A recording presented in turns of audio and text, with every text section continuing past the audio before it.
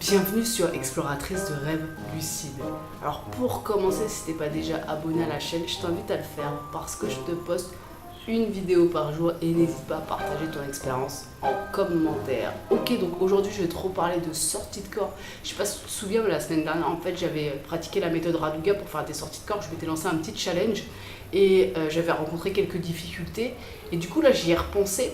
Et je me suis rendu compte d'un truc super important. Et même pour toi, si tu essayes de faire des sorties de corps, c'est hyper important que tu observes ça, voir si c'est ton cas ou pas, parce que sinon ça va complètement entraver le process quoi, pour sortir de ton corps, pour te dédoubler.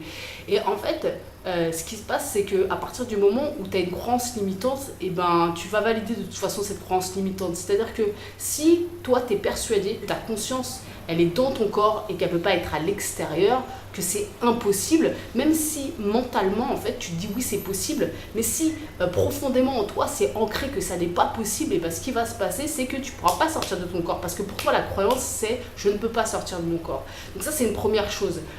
C'est important de s'imprégner du thème, de peut-être écouter des témoignages de personnes qui sont sorties de leur corps pour vraiment que la croyance elle s'infiltre en toi, que oui c'est possible de se dédoubler. Mais là j'en viens au point important.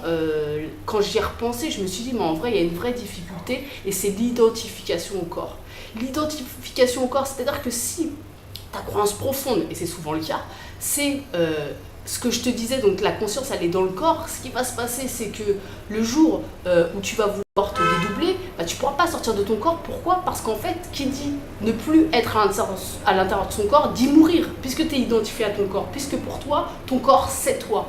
Donc forcément, si ta conscience ça sort du corps, ça veut dire que tu es mort. Et ça en fait on se rend pas compte, parce que là tu peux te dire peut-être bah non je crois pas que je pense ça, mais c'est pas une pensée, c'est une croyance, c'est presque inconscient en fait, c'est ancré qu'on est notre corps. Et donc moi je me suis rendu compte de ça parce que je te dis j'ai repensé à mes difficultés et là je commence à trouver mon truc, mon process, vraiment ça commence à avancer pour moi. Mais le truc qu'il y a c'est que moi qui ai fait déjà des sorties de corps spontanées, quand j'étais enfant j'en faisais spontanément, quand j'étais adulte j'en ai fait quelques-unes spontanément aussi, donc ça m'est arrivé. En plus je sais que c'est possible, ça c'est complètement d'un point de vue mental pour moi c'est bien sûr que c'est possible, bien sûr qu'on n'est pas que notre corps. Bah, malgré tout ça je me suis rendu compte que j'avais une identification au corps qui était forte et que ça empêchait très certainement le process d'aller jusqu'au bout.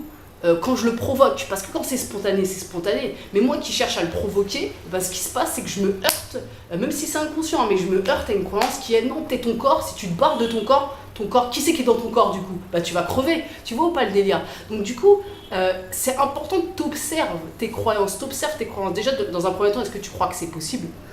Si tu sens qu'il y a quand même un truc en toi qui dit ah ouais c'est pas trop possible, ou peut-être c'est un phénomène pour les autres, c'est peut-être une alu, ou je sais pas, imprègne-toi du thème, imprègne-toi d'interviews de personnes qui ont des sorties de corps. Déjà ça c'est une première chose.